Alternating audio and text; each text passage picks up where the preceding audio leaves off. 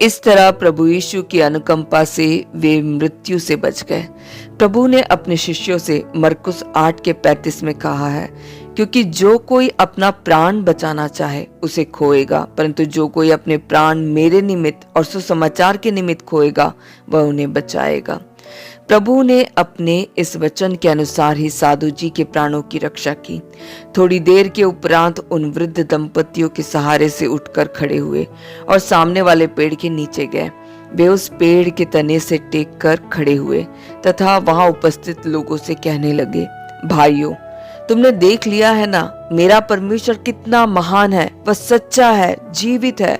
उसकी महानता व चमत्कार से ही मैं अब तुम लोगों के सामने खड़ा हूं। जिसने मुझे मारा वह देखो वहां सामने मरा पड़ा है।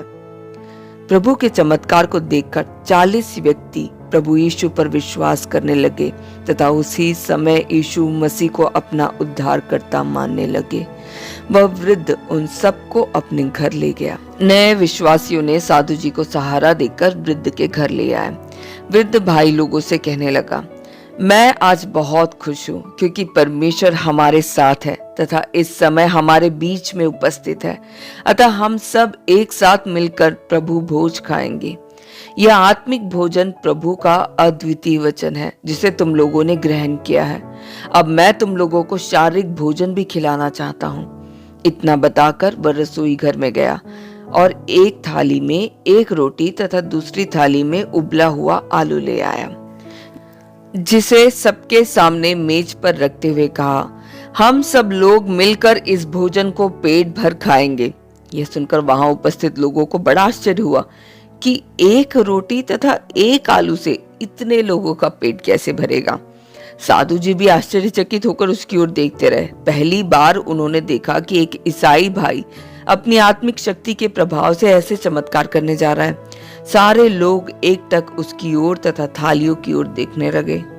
वृद्ध भाई ने ऊपर की ओर दृष्टि की, परमेश्वर से प्रार्थना की, हे प्रभु यीशु, इस भोजन पर तू अपनी आशीष दे, ताकि यहाँ उपस्थित हम सब लोग पेट भर कर भोजन कर सके। हे प्रभु, तू यह कार्य अपनी महिमा दिखाने के लिए कर, जिससे इन लोगों के मन में विश्वास दृढ़ हो जाए। ठीक उसी समय जिस थाली में केवल एक ही रोटी थी, उसमें अनगिनत रोटियां हो गई। जिस थाली में केवल एक ही आलू था, वह थाली क्षण भर में आलूओं से भर गई थी। इस अद्भुत चमत्कार को देख उपस्थित लोग अवाक रह गए और प्रभु यीशु की जय जयकार करने लगे। तदंतर विश्वासियों, वृद्ध दंपति तथा साधु जी को मिलाकर कुल 43 व्यक्तियों ने तृप्त भोजन किया। उसके बाद भी उन थालियों में भोजन बाकी रहा। भोजन कर लेने पर साधु जी की वेदना भी न रही, रक्त बहना भी अब बंद हो गया था। वे स्वस्थ दिखाई देने लगे। इस चमत्कार को देख उपस्थित नए विश्वासियों को प्रभु यीशु की महानता पर पूरा विश्वास हो गया। साधु जी उसके बाद थोड़े दिन तक कश्मीर के एक अस्पताल में रहे और स्वस्थ होने पर पंजाब के लिए रवाना हुए। वहां भी दंगे हो रहे थे, अतः प्रचार करना वहां असंभव सा दिख रहा था। लेकिन वे अपने प्रिय मित्र बंधुओं की कुशलता जानना चाहते थे तथा अपने भाई बहनों से मिलना तथा अपनी जन्मभूमि का दर्शन भी करना चाहते थे। अतः उस भयंकर परिस्थिति में भी पंजाब चलने का साहस किया था। दुर्भाग्यवश वे अपनी अभिलाषा को पूरा न कर सके। लायलपुर, लाहौर आदि पाकिस्तान के अंतर्गत चले गए थे। मार्ग में ही कुछ परिचितों तथा रिश्तेदारों से भेंट हुई तथा उनसे ही मालूम हुआ कि पाकिस्तान के विभाजन से हिंदू मुसलमानों के बीच जो दंगा शुरू हुआ, उसके पहले ही उसके परिवार के लोग अपनी घर संपत्ति बेचकर विदेश चले गए थे। यह सुनकर साधु जी को बड़ा दुख हुआ कि अपनी जन्मभूमि का दर्शन नहीं कर सके तथा वहां के सारे हिंदू व सिखों को निकाल दिया गया है। वे हिंदुस्तान में यहाँ वहां तितर बितर होकर रह गए हैं। बड़े बड़े संपन्न परिवार अब उजड़ गए हैं। साधु जी को मालूम ही नहीं हुआ कि उनका परिवार अब कहाँ बसा हुआ है। अतः निराश होकर कश्मीर लौटे। लद्दाख की दूसरी यात्रा 1948 से 1952। साधु जी ने लद्दाख में प्रभु यीशु के वचन का जो बीज बोया था, उसके बढ़ने व फूलने फलने का समाचार पाने की अभिलाषा उनके मन में हुई। यही अभिलाषा उन्हें पुनः लद्दाख की ओर खींच ले गई। अब साधु जी को पहले से अधिक अनुभव प्राप्त था। लद्दाख की जलवायु से भी परिचित थे।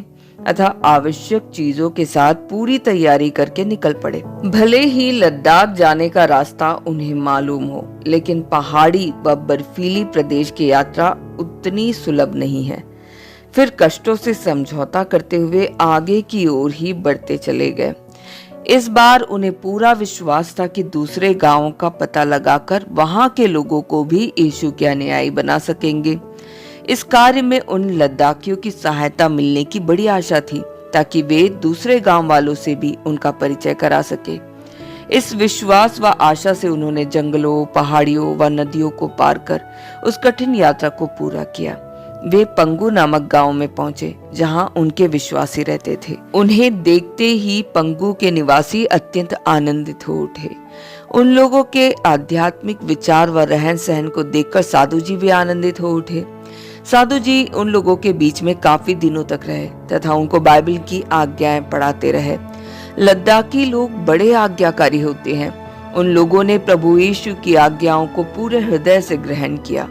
वहां लकड़ियों से एक छोटा सा गिरजाघर भी बना दिया गया। प्रतिदिन उसी में सामूहिक प्रार्थना व उपासना होती रही। उन लोगों को बाइबल पढ़ने की इच्छा थी, लेकिन उनमें से कोई भी ऐसा ना था जो पढ़ना लिखना जानता हो। साधु जी बाइबल पढ़कर जो भी सुनाते थे, उन्हें वे कंठस्थ कर लेते थे। इस प्रकार काफी दिनों तक वहीं रहकर उन लोगों को प्रभु की प्रार्थना, 10 आज्ञाएं तथा अन्य अनेक वाक्य कंठस्थ कराए। सर्प परीक्षा।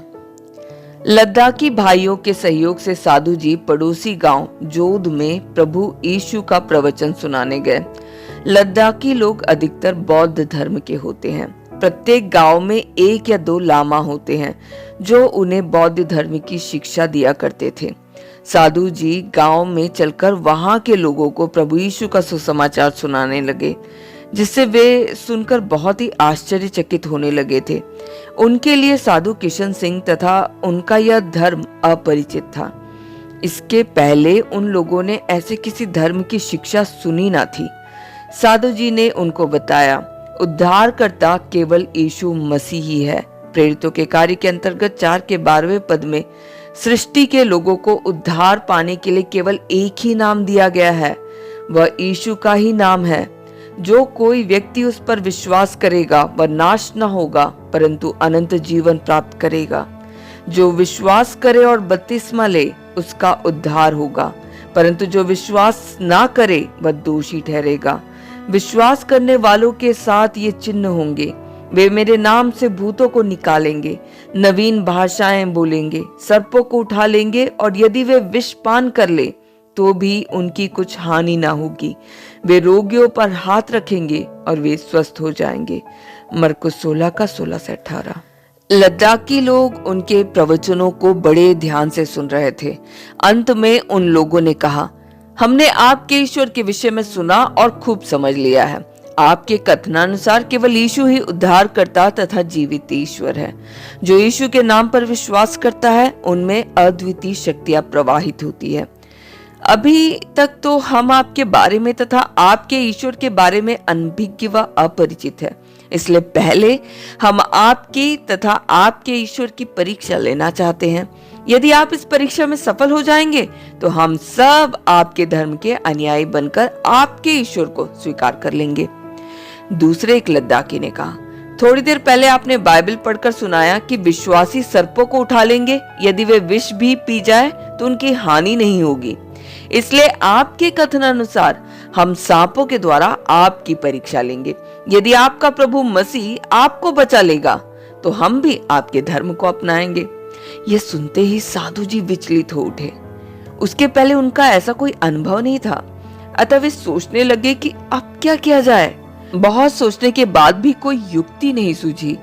इससे लोग एक दूसरे का मुंह देखकर हंसने लगे। इतने में एक व्यक्ति कहीं से 2 विषैले नाग सर्प को ले आया। ऐसे तो यहाँ के लोग तरह तरह के सर्पों को पालते थे तथा उनकी पूजा भी करते थे। अपने शत्रुओं से बदला लेने के लिए भी इन सर्पों का उपयोग करते थे। 2 व्यक्ति सर्पों को गले से पकड़कर साधु जी के सामने आ खड़े हुए। दूसरे लोग उनका मजाक उड़ा रहे थे। इन विषैले सर्पों को देखते ही साधु जी का रोम रोम सिहर उठा। शरीर सुन्न सा होने लगा। उन्होंने सोचा, यदि इन दोनों सर्पों ने मुझे काटा तो मैं प्रभु यीशु का नाम भी ना ले सकूंगा, तुरंत मरना ही पड़ेगा। वहां से भाग निकलने का कोई रास्ता ना था। अचानक उनको अपनी माता धनन कौर की वह शिक्षा याद आई जो उस समय दी गई थी जब उनके पिताजी के हाथों में बंदूक थी। माँ ने कहा था कि बेटा चाहे प्राण निकल जाए पर यीशु को ना भूलना। उसके स्मरण मात्र से साधु जी में साहस का संचार हुआ और बड़े साहस के साथ लोगों से कहा, तुम लोग इस सर्प से मुझे कटवा सकते हो, मैं अपने उद्धारकर्ता यीशु मसीह के नाम पर अपने प्राणों को न्योछावर करने को तैयार हूँ। ये सुनते ही सर्पधारी दोनों व्यक्तियों ने एक साथ अपने अपने सर्पों से उनके मस्तक को छुआ। दोनों सर्पों ने एक साथ डंक मारा, जिससे जैसे कोई व्यक्ति विद्युत शक्ति के आघात में गिर पड़ता है, वैसे ही साधु जी जमीन पर गिर पड़े। थोड़ी देर तक वे बेहोश ही पड़े रहे। लद्दाखी लोग उन्हें यूं पड़े देख उनका मजाक उड़ाने और हंसने लगे। उन लोगों को तो यह खेल मजाक सा लगने लगा था। थोड़ी देर में वे होश में आए और धीरे धीरे अपनी आंखें खोलने लगे, लेकिन उनकी आंखों के सामने अंधकार ही अंधकार था, अर्थात उनको कुछ भी दिखाई न दे रहा था। उनको जीवित पाकर लद्दाखी लोग अत्यंत आश्चर्य से उनकी ओर एकटक देखते रह गए। साधु जी ने अपनी इस बेसुधी की अवस्था में अपनी बाइबल को टटोला तो बाइबल हाथ लगी। उसे ले जहां सर्पों ने डसा था उस स्थान पर बाइबल रख रख कर अपने प्रिय परमेश्वर यीशु से प्रार्थना की, हे प्रभु यीशु, तुझको मेरा धन्यवाद, तूने उन भयंकर विषैले सर्पों से मुझे बचाया। हे प्रभु, मुझे और थोड़ी शक्ति दे जिससे मैं उठकर खड़ा हो जाऊं और दोबारा तेरे नाम की महिमा कर सकूं, जिससे ये लोग भी जान ले कि तू ही महान एवं सर्वशक्तिमान संपन्न प्रभु परमेश्वर है। परमेश्वर ने उनकी प्रार्थना सुन ली। अब विष का प्रभाव जाता रहा और वे पुनः उठकर खड़े हो गए। उन सर्पों के काटने का चिन्ह आज तक भी साधु जी के मस्तक पर है।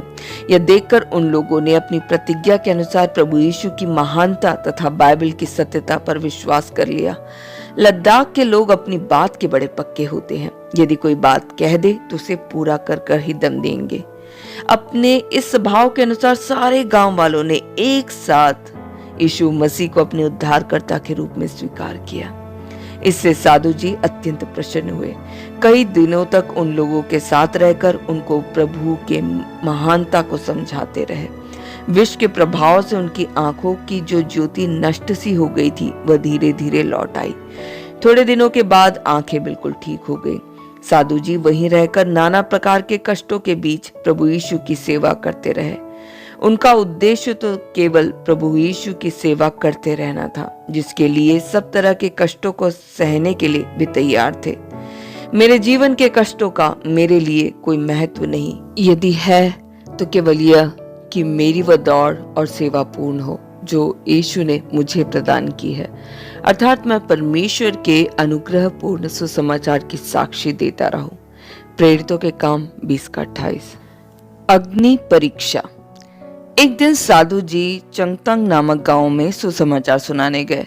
वहां के लोग भी बौद्ध धर्म को मानने वाले थे। पहले ही उन लोगों ने साधु जी के बारे में बहुत कुछ सुन रखा था। उनकी जोत में जो सर्प परीक्षा ली गई थी उसका परिणाम भी वे जानते थे। उन लोगों ने काफी देर तक प्रभु यीशु का वचन सुना। उन लोगों ने साधु जी के सामने एक शर्त रखी कि हम आपकी अग्नि परीक्षा लेना चाहते हैं। यदि आप अग्नि पर चलते हुए अग्नि के बाहर जीवित आ गए तो हम सब भी आपके प्रभु यीशु के अनुयायी बन जाएंगे। यह शब्द सुनकर साधु जी समझने लगे कि ये लोग मार डालने का अच्छा तरीका ढूंढ रहे हैं। क्या अग्नि से कोई बच सकता है? लेकिन साधु जी मृत्यु से डरने वाले व्यक्ति न थे। प्रभु यीशु पर जो दृढ़ विश्वास था वही उनका साहस था। अतः इस शर्त को मानने के लिए तैयार हुए। प्रभु के लिए अपना प्राण उत्सर्ग करने में उन्हें कोई कष्ट न था। उनकी अभिलाषा भी यही थी कि जल्दी से जल्दी प्रभु के पास पहुंच जाए, जहां शांति ही शांति और आनंद ही आनंद है। साधु जी ने लोगों को अग्नि प्रज्वलित करने की अनुमति दी। देखते ही देखते उन लोगों ने लकड़ियों का ढेर लगा दिया और उन्हें दूर तक बिछाकर उसमें आग लगा दी। जब ज्वाला ऊपर उठने लगी तब साधु जी को बाइबल का वह दृश्य याद आ गया जो कि दानियल की पुस्तक 3:23 से 25 में लिखा गया है। राजा नेबुकदनेस्सर ने उस धधकते हुए भट्टे के बीच उन तीनों युवकों अर्थात शद्रक, मेशक और अबेदनगो को बंधे हुए फेंकवा दिया था, लेकिन प्रभु भी उस आग के बीच में आ उपस्थित हुए थे। इसी कारण अग्नि उन भक्तों को भस्म नहीं कर सकी और वे लोग अग्नि के बीच बड़ी अच्छी तरह चल फिर रहे थे तथा उनका एक बाल भी नहीं जल सका। लेकिन साधु जी का ऐसा विश्वास नहीं था। उनका तो विचार था कि यह शरीर आज जलकर भस्म हो जाएगा। उन लोगों का भी यही अभिप्राय था कि अब इन्हें समाप्त कर दे। साधु जी खुशी के साथ अपनी बाइबल अपने सीने से लगाकर उस धधकती हुई ज्वाला की ओर चल पड़े। अग्नि पर कदम रखने के पहले स्वर्ग की ओर दृष्टि कर उन्होंने परमेश्वर से प्रार्थना की, हे परमेश्वर, मैं अपनी आत्मा को तेरे चरणों में समर्पण करता हूँ, इसे अपना ले। इसके अनंतर अग्नि में प्रवेश करने में और 2-4 कदम ही बाकी थे कि एकाएक भयंकर मूसलाधार वर्षा होने लगी, जिसके कारण अग्नि बुझने लगी। लेकिन वे उस पर निर्भयता पूर्वक कदम रखते हुए उस पार चले गए। लोगों ने आकाश की ओर देखा तो वहां थोड़े से ही मेघ मंडरा रहे थे। जो वर्षा हुई वह अग्नि के बुझते ही बंद हो गई। लोगों ने यह देखा तो अत्यंत आश्चर्य हुआ। वे प्रभु यीशु के इस अद्भुत चमत्कार को देखकर साधु जी के चरणों में गिर पड़े और बोल उठे, प्रभु ही साक्षात परमेश्वर है, उसकी शक्ति असीमित है, हम लोग उस पर अविश्वास करते हैं।